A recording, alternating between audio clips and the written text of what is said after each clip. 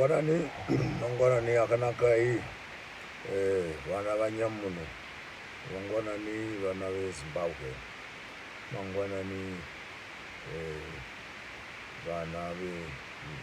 vana vevhu tinokukwasai tichikuchingamidzai mangwanani ano padanda redu SIS MELLY apo patinotaudzana nokuzevezerana nyaya dzekuvaka nokuvakurura kugadzira nokugadziridza nyika yedu yeZimbabwe. Vafamba nesu gwara ratafamba nendima yatashakura iko zvino mazuva ati pfuurei awa. Tofunga tafamba gwendo gwakati zvishomanene panhaurirano dzedu dzokuvaka nyika yedu yeZimbabwe. Musi wokutanga takataura nyaya yokuti Maponga ndiani, ndo pataita nyaya dzekududzirana nokuudzana kuti tiri vanani. Vhiki yechipiri ndofunga tikataura nyaya yekugadzira mafamily trees, tinogadzira sei madzinza edu nokuvaka midzi yedu, kubatanidzana nemidzimu yedu, yokwamai yokwababa madzisekuru ikoko uchivaka family tree yako. Muvhiki yechitatu tikatarira nyaya yeZimbabwe. Zimbabwe chii? Hatingavaki Zimbabwe tisina Zimbabwe. Saka Zimbabwe inovakwa nedzimba dzamabwe. Solid homes, solid foundations build a solid nation. Yeah, that was our vhiki yechitatu yatataura nyaya yeZimbabwe neZimbabwe. Vhiki yechishanu yechina ndopatakataura nyaya yama-thinking tools. Tinofunga sei kana tichifunga? Ndo musi wandaviya norutanda gwangu ugu wana ndakabata mavoko ndichiti kana munhu achinzi unofunga sei? Chivanhu chinoti kudii? MaChina anoti kudii? VokuAmerica vanoti kudii? VokuEurope vanoti kudii? Iwe kana uchifunga, dzidziso yako yaunayo needucation yaunayo yakabata papi? Are you African? Are you Asianic? Are you European? Or are you American, Western? Tobatanidza sei zvinoitika mukati menyika nokufunga kwatinoita tichirengedza zvose kuti tiwane patingatangira savana veZimbabwe. Endi kana ingada nyaya yemhuri yomusha yenyika toishanda sei kuti tiwane rugaro rwakanaka rwokugadzira nokugadzirisana nokutaudzana nenhaurirano mukati mokugadzira nyika yedu yeZimbabwe. Ndakakutaridzai tamboipukuta zvakanaka iyo thinking tool yacho. Ndakambokutaridzai thinking tool iyi nokuti ndandichida kuti itipe bwaro hwokushanda nahwo kana totanga kutaura nyaya yeZimbabwe, kuti kana tichiti togadzira Zimbabwe toigadzira sei. Saka ndakatanga ndakutaridzai rutandaugu rwethinking tool ndichitaridza kuti patinobva ndo patiri apa, ndo kwatinoenda. Kana uchifunga zviya unofunga rutatu kuti ndinobvepi, ndiripi, ndinoendepi. Ini somunhu ubuntu eastern issues dzokumaChina, northern issues dzokuEurope, western issues dzokuAmerica, pass the idea through the thinking tool, through the svimbo dzakare idzi. Saka uchiona dhara kana dzaifamba dziya dzakabata svimbo, yanga isiri svimbo dzakabata library, dzakabata denhi ramabhuku, nokuti mukati mokuhwisisa kuti matanda akare ndo mainyogwa nhoroondo. Uyu ndinhingi, mwana wanhingi, unoberekwa nanhingi, unoberekwa nanhingi, achizvagwa nanhingi, achizvagwa nanhingi, ozoita nhingi. Saka kana vozotora svimbo iya kuchinzwa svimbo dzakasigwa ani vakusingochiri rutanda goga gunongova danda, asi yaitova nyaya yokutora nhaka, kutora zivo mukati momunhu umwe, wodzidzisa mwana kana adzidzisiwa wopuwa danda riya segraduation yake. Uya kana apedzavo wopuwa padanda wopa umwevo, achipa umwe danda, zvichifamba zvakadero zviri nhoroondo. Saka rutandaugu ndakazoti inini umwe noumwe wedu kuvana vechidiki vaya ngatigadzirei matanda edu akanaka. Andinoti nini mathinking tools. Ungaita muchato ndinobvepi ndisati ndachata munhu nhasi tichaita sei, mangwana tozoita sei, zvinotibata sei apa, tine mari dzacho here, tinechi. Kana usingawisisi rutandauko, dzokora kuinterview yandakaita mavhiki 3 akapfuura ndichitaridza the thinking tool. Then ndakataridza rutandauko ndichida kuti ndikwededze nyaya mberi yatakazotanga kutaura naye. Problem number 1 yandakatanga kutaura naye vhiki yapera yanga iri nyaya yegukurahundi. Saka totora nyaya yegukurahundi iya toisa parutandauko. Ndicharushandisa rutandauko mazuva akati one day anotevera, tichiidza kutevedzera nokutsinhira nhaurirano dzedu pano paprogramu yenyu, nokuti ndo mafungiro andinoita. Saka kana vazhinji vaitondibvunza vachiti zvino toda kumbofonavo tichipopota, toda kufonavo tichitaura, tichazokuvhurirai chanzi yokuti tifone titaudzane muchitiudzavo mavonero amunoita. Pari zvino tomboita mafew lessons.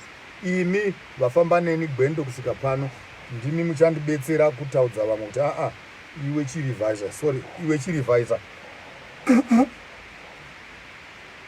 iwe chirevisa dzokera sure, inda unoverenga, inda ugodai, nokuti iko zvino kungovhura runhare unokaruka vanhu vangokubvunza mibvunzo imwe isina maturo, imwe yakangocheyama, nokuti pfungwa kana dzakacheyama munhu agoni kufamba zvakarurama. Munhu unofamba nepfungwa dzake. Saka danda iri ndobva tazotaura nyaya yegukurahundi yedu isu savana vezimbabwe. What is the history yenhoroondo yemandevere namazulu namashona, patiri iko zvino, tiri papi, mangwana tinenge tiri papi. So what happened in the past, totarira kuti nyaya yekuti vanhu vanonzi masvina, nyaya yonzi majiti yakatanga kupi, chii chinotsamwisa munhu nhasi ukati uri musvina, ukati uri mujiti. Takaitaura nyaya iyoyo zvoenda zvakare kuti saka vanhu vazorovana, vanhu vagwa, vanhu vaurayana kwazuro nehondo yakaitika yegukurahundi iyoyo, nehondo yamajiti ya1864 zvinda kuma early 1900s. Tava papi nhasi nenyaya nenhoroondo yatinayo. Totanga kugadzira pfungwa dzedu kuti nhasi nhamo yakaitwa zuro, hondo yamajiti nehondo yagukurahundi, iko zvino mandevere namashona hatichataudzani zvakanaka nenyaya yenhoroondo yatabva nayo. Pechitatu pozoti kana iri zuro uyu ari nhasi, mangwana saka todii, topakira here vana vedu chipakupaku, topakira here vana vedu chipakigwa chokuti hondo yakagwiwa 1864 1865, hondo yakagwiwa 1984 85, ndo hondo ichazogwiwa navana vedu muna 2040 2050. Tanga taita here ugaro hwakadero hwokupomera vana vedu maperembudzi, hwokupomera vana vedu ugwere hwazuro hwauraya sekuru, ugwere hwazuro hwauraya baba, ugwere hwazuro hwapomegwa muzukuru. Asi kana wanga uno rudo somubereki, unoti zvauraya sekuru ngazvichirega kuuraya ini, kana zvauraya ini ngazvichirega kuuraya mwana wangu. Ruvengo rwasekuru ngagorege kuvavo ruvengo rwangu. Kana ini ndaitavo ruvengo rwakadero, ndopomera here mwana wangu kuti naiyevo aite ruvengo, koita dzinza namadzinza, zvizukuru nezvizukurubvi zvokupomerana butera nobugwere. Engizama ukucasisa ukuba izolo lethu lapho esiphume khona, imbali yethu lapho esiphume khona, izenzo nezenzakaliso ezenzeke kwa izolo eziphice zahlakaza umndeni weZimbabwe kwangembali. Sesokwenza kanjani ukuba imbali yayizolo ibe yona umkhuhlane wanamhlanje? And umkhuhlane wanamhlanje sesiyawuthatha lo mkhuhlane sibhoxa abantwana bethu, sibhuqa abantwana bethu nenkinga abazali bethu babe nazo kwayizolo. Kuyisifiso sami ukuba umuntu wonke waseZimbabwe kwangazathi angaqala athalaze kancane kweyimbali yethu, izenzo nezenzakaliso zayizolo. Sesiyacubungula ke kuba namhlanje siyokwenza kanjani njengelizwe laseZimbabwe. Sesiyonanzelela ngendlela eyodwa ukuthi ikusasa lethu liyoma kanjani. Ngeke kuvumeleke ukuthi umkhuhlane kamkhulu ube ngumkhuhlane kababa, ube ngumkhuhlane womzukulu nesizukulwane. Sesiyoshiyelana ilifa lendlala, ilifa lenzondo, ilifa lobuthakathi, ilifa lokubulalana. Fanele omunye phakathi kwethu ananzelele athi yena okwenzeke izolo akungasafinyeleli ikusasa. Asiguqule inkulumo yethu, asishintsheni inkulumo yethu, ngatishandurei mafungire edu tigobona kuti toita sei. Saka ndo ndakatutora vhiki mbiri tichitaura nyaya yeguku rahundi, kuchenurugwa, kuchenesa nyika, kuchenesa musha nedzinza, kuchenesa munhu. Munhu une svina unopa mhuri svina, mhuri ine svina inopa nharaunda svina, nharaunda ine svina inopa nyika svina, svina yenyika yasemesa Afrika yose. Butera bwatinabwo hakuzi butera bwakanaka hwokupomerana maperembudzi nenyaya yobusimbi hwokufunga. Vanhu vongofarira kuita bundhire nomutambiro usina kunaka, vachihla kufunga, vachihla kugadzira nyaya dzinofana kugadzirwa. Nyaya yeguku rahundi inofana kugadzirwa, nyaya yemashonaland madzviti, hondo dzamadzviti inofana kugadzirwa, nyaya yavanhu vanovurawa vachikandiwa mumigodhi inofana kugadzirwa, nyaya yavanhu vanongonyangarika vachitogwa namapurisa vachirohwa inofana kugadzirwa, nyaya yavanhu vakasungigwa vakaekwa mumajere inofana kugadzirwa. Hatingagari nenyika inongova nenhamo nokutambura neshuku. Imwe nhamo nokutambura neshuku kwenyika kunoihwa nokuti vanhu vakabata nyanga, vanhu vanotonga nyika, vanhu vanotungamirira vanohla kugadzira zvinofana kugadzirwa. Nhamo yenyu vana veZimbabwe haisi nhamo yemari, nhamo yenyu vana veZimbabwe haisi nhamo yesadza, nhamo yenyu vana veZimbabwe haisi nhamo yeforeign currency and external policies. Nhamo yenyu vana veZimbabwe, it's a spiritual war. Nhamo yenyu inhamo yomweya, nhamo yenyu inogadzirwa naMwari, nhamo yenyu ndeyamusikavanhu, nhamo yenyu ndeyenjerere, nhamo yenyu ndeyematoposi, nhamo yenyu ndeyeZimbabwe, nhamo yenyu inhamo yemweya inovaka nyika inonzi Zimbabwe. Muripi vana veZimbabwe makapfeka, makazvishongedza nengozi, nobutera, nobupenzi, kugwa, shuku nenhamo zvicharamba zvichifambidzana nemi kusvika madzidza kugadzira Zimbabwe, madzidza kugadzira dzimba, madzidza kugadzira Zimbabwe. Mozotini tava nayo Zimbabwe. Mari hamupedzi, michero hamupedzi, mvura hamupedzi, bugaro bwakanaka ndohwedu vana veZimbabwe. Asi mukatanga kutamba nengozi, muchiurayana, muchirovana, muchibirana, muchitorerana madzimai, muchifukurana nguvo mukati menharaunda, muchiita zvinosemesa savana veZimbabwe. Hamusi vana vesvina. Nhoroondo yenyu inhoroondo yamuchena, inhoroondo yavhudzi jena, inhoroondo yapfumo jena, inhoroondo yobuchena, inhoroondo yobutsvene. Naizvozvo vana veZimbabwe, tinokukumbirai kuti pamuri ipapo vari muZimbabwe, vari South Africa, vari America, England, kwose kwamuri, dzidzaivo vanangu kuzvibata, dzidzaivo kuvavo nouremu, dzidzaivo kuva netsika, dzidzaivo kuvuchira pamuri ipapo. Itai kuti iite Zimbabwe. Zvibatei savana vovushe, zvibatei savana vanoremekedzewa, zvibatei savana vane tsika, vana vanovunhu, vana matsiko akanaka, ndangariro nokuzvibata kutsvene. Sukai pamuri, musafamba muchingokurura nguvo mukati menharaunda, munotisvodesa, motisemesa, tongoonekwa savanhu vakareruka. Izvo hatisi vanhu vakadero, tiri vanhu vane rudzamu, tiri vanhu vane tsika dzakanaka. Kana watoda mukadzi, chirovora zvakanaka. Watoda murume wako, murovogwawo zvakanaka, mugadzira zvakanaka, zvinhu zvenyu zvitifambirewo zvakanaka. Kana tazosvika panguva yekuti togadzirawo nyaya dzamatonge gwenyika, togadzirawo zvakanaka, timboitawo zvinhu zvakanaka.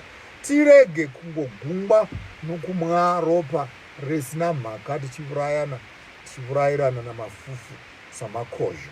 Hazvina nduramo, hazvina uraramo, hazvina vunaku, hazvina vutsvene. Saka the introduction was done, family trees were introduced, Zimbabwe was introduced, thinking tool, we introduced it, then Gukura Hundi, we did 2 sessions, takata session maviri Gukura Hundi, which I'm now wrapping up and concluding on the Gukura Hundi. But I want to promise you that next week we will start moving vhiki inotevera totanga nyaya yokurovora takati totaura nyaya yepi paya, totaura nyaya Christianity versus culture, Christianity versus culture, nyaya yechitendero chavarungu nenyaya yechivanhu chedu. Chivanhu chichene here? Chitendero ndo chichene here? Vanhu vatema tanga tiripi varungu vasati vasvika? Mvura dzedu taidana sei? Madzinza edu taironga sei? Madzishe edu taironga sei? Nhubu dzedu taidzibata sei? Vana vedu vaizvagwa sei? Michero yedu taikohwa sei? Nzizi dzedu taivambuka sei? Ng'ombe dzedu taicheka sei? Minda yedu tairima sei? Vakuru vedu taivakudza sei? Vana vedu taivarera sei? Tsika dzedu dzaiva chii vanhu vechirungu vasati vasvika pano? Patakagamuchira chitendero, takagamuchira here ruponeso kana kuti takagamuchira shina? Takagamuchira here Jesu kana kuti takarasha tsika dzedu? Mwari watainamata kunjerere, kumatoposi, wataibikira nokubikira mukwerera, achitaura mumahwe, ranga riri dhimoni here, Satani, kana kuti wanga ari iye Mwari pachake? Ukatarira mavakire atakaita nyika yedu yeZimbabwe, ichiri Zimbabwe pachayo, yaitenda here kuna Mwari kana kuti yaitenda kumidzimu? Mwari mudzimu here kana kuti Mwari ndiye musika vanhu wataiziva savana veZimbabwe tisati tadzidziswa navarungu? Saka vhiki inouya pachava namachachanwa, pachada kugweda kwameno, svawadi chaiko chaiko, nokuti toda kumbotarira nyaya Christianity versus culture. But for today, kwanhasi ndandati ndibatanidze zvose, tigadzire nyaya yekuchenurudzwa nokugadzira nyaya yatatatanga, nyaya yeGukura Hundi. Imbishi inoda kutaurwa navanhu vepolitics, imbishi inoda vatungamiriri vokumandevere, vatungamiriri vokumashona, vatungamiriri vehurumende, vatungamiriri vamadzinza, mhuri dzakashayikigwa navanhu. Titange kugara pamwe chete, tiunganidze pfungwa, tione kuti tobatana sei kugadzira kwatinobva. Vari pakati pedu vana mavoko ane svina, vane hama dzakabata navo nezvavo dzakabata mukuuraya nokupurawa kwavamwe, vamwe hama dzedu mapurisa, vamwe masoja, vamwe maCIO, zvavanoita izvi hazvipereri kwavari, zvinopomegwana kumadzinza nemisha nemhuri. Munokaruka mongotambura muchidzungaira, izvo mhuri menyu mune ropa rakatevuka risina mhaka. Saka mhuri imwe neimwe inofanira kuzviunganidziravo zvainofanira kuunganidza, ndozvichenura painozvichenura nayovo kugadzira pakaresveka. Kana Zimbabwe yedu tagadzira pakaresveka, tinogona kuona nyika yedu ichisimuka. But vhiki inouya ndaida kuadvertisa chose vhiki inouya ngakusashayikwa munhu, tombotanga nyaya yechitendero chechivanhu nechitendero chavarungu. Zvinobonderana papi, zvinobatana papi, chii chatava kuita mazuva ano, izvokwadi here kana kuti inhema? Saka katapedza ipapo ndofunga tozotserendendeka mutserendende wedu tondobata nyaya yemishonga yechikaranga, indigenous medicines versus European pharmaceuticals. Vhiki inotevera yacho toita nyaya dzamarovora nenyaya dzemichato nenyaya dzokugadziridzana nokuvaka misha. Ndozogadzira imwe list inobva ipapo tichiinda mberi kuti tobatana sei pakukura pedu ipapo. But idzi indangariro dzandachida kuti tive nokuabelana nazo, ukuthi senza kanjani, sikulisana kanjani, sondla kanjani, sakha kanjani ilizwe lethu, ukuze izwe lethu leZimbabwe nalo libe yilizwe elihloniphekayo. Ndokukumbira imi sevanhu vandapuwa naSIS MELLY kuti mundibetserevo kuvanhu vanotaura mashoko asina kunaka. Tinoona vana vimba naishe kuti I'm displaying ignorance in the midst of many people. Muzvibate vasisi, muchiri kukuravo nesu tinokuravo, ngatiremekedzanei muzvakanaka, tigokura tose tiri vanhu vanoremekedzana. Kana pane zvakashata zvandinotauravo, munondiinboxiravo sisi Vimbai Nashe moti vamaponga pakati handitenderani nemivo, mamadi kuzviona zvakadai.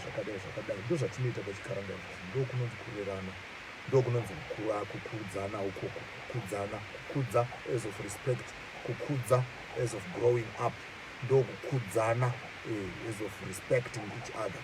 Saka musadero sisi Vimbai Nashe, muchibatei zvakanaka somukadzi mukuru, muunganidze ngubo dzenyu, mupfeke dhirezi renyu zvakanaka, muvhare mabvi, musafamba makashama. Pavazhinji pano hatisi kutamba, tiri munyaya yokuvaka nyika muzvomene, tine shungu dzokugadzira nyika yeZimbabwe. Saka musavuya nokuturu kwemvenge pano, hatisi pamvenge, tiri pamadharis, pana vanhu vari respectable, vanhu vakazviunganidza. Saka ndinokumbirai sisi Vimbai Nashe, muzvibate vasisi, mugare zvakanaka, musagara makachonjomara makadai somukadzi mukuru. Kana muchigara munofukidza makumbo enyu mogara, zvoita chiremekedzo izvozvo. Ndinourombo kuita example yakadero, nekuti zvinokanganisawo pfungwa yaunotaura uku, unogona kutaura uku mounopopota aitaura mashoko asina maturo. So I think mavhiki achateverawa tichaedza kumanya saizvozvo. Saka vhiki inouya tichatanga kudhira nenyaya yeChristianity versus culture, and vamwe vachasara vachitevera. Sorry okay. Ndinourombo sisi Vimbai Nashe, ndanji ndimi munopopota mashoko andataura aya ngatichiwaisa kunowanga achipopota wacho. Thank you very much for clarifying that. But I just wanted, okay, thank you, point taken. Ndangoona message ichishikapo, saka I was not concentrating. No, it's corrected. Sisi Vimbai Nashe vanga vasingatauri neni, vanga vachitaura naniko, ndiani wanga wapopota achitaura zvisina maturo. Sorry sisi Vimbai Nashe. Zvinotaridza kuti pane umwe pakati pedu pano wabva kumvenge. wangangobvanganyura zvatatichiita pano, but this is what I don't want to get ourselves. I don't want to get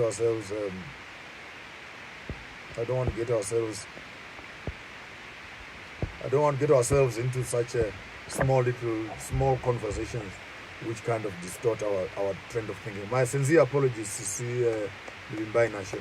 It was not intended for you, but I cannot scroll now and find out who exactly was the culprit. Who has and mimi savanhu vari pano pagroup vatakura navo. Sorry about the misunderstanding. Sorry for the misunderstanding. But the mature people that we have here on the group, I want you to assist me. I want you to assist me to correct and we eliminate unnecessary conversations which they are dzinongovapo nhundira matsime vanongofamba vachingobvongodza chete nokuti kushavira vakasenga nenhamo yavakasenga haizi yedu, havadi zvinhu zvakanaka. Saka ngatiidzei kutsvaira patinogona napo tose, tigadziridze nyaya yedu ite nyaya yakanaka. But for today I thought I would conclude with personal cleansing, family cleansing, community cleansing and national cleansing. Kuzvigadziridzana, kuzvisuka sevanhu somunhu, kuzvigadzidzana, kuzvisuka semhuri, kuzvigadzidzana, kuzvisuka senharaunda, kuzvigadzidzana, kuzvisuka senyika. Then we can do our personal cleansing in our personal spaces, and from there we can begin to move towards nyaya yechinamato yechirungu tichatanga nayo vhiki inouya. Kutanga next week toita isusu African culture and African religion versus European culture and European religions. And vhiki inouya sure musanonoka, regai ndichimanya kubasa ndimbondoreve nemama studio. But it was very nice having you again. My sincere apologies kuna sisi Vimbai Nashe. It was not intended for you. Whoever the culprit is, to return to sender. Paari ukoko zvivafambire zvakanaka. Muva mose nezuva rakanaka, tozotaura zvakanaka vhiki inouya tichidzidzisana nekutaudzana nyaya African culture versus European culture, African religions versus European religions. And I think today I'm putting a conclusion on the Gukura Hundu, on the cleansing of an individual, the cleansing of a family, the cleansing of a community, and the cleansing of the greater country itself. Restoring the country to its original default, restoring a country to its indigenous default. I thank you all. Tinokutendai mose, siyalibonga, siyathokoza nesikhathi esibe naso. Kwangazati umlimi noThixo anganenza kahle. Tinotenda Mwari vakuitirei zvakanaka. Sorry Vimbai, sorry. I just saw a glimpse there and I did not see who it was coming from. And my sincere apologies and thank you for the day, and we hope to see you again next week same time.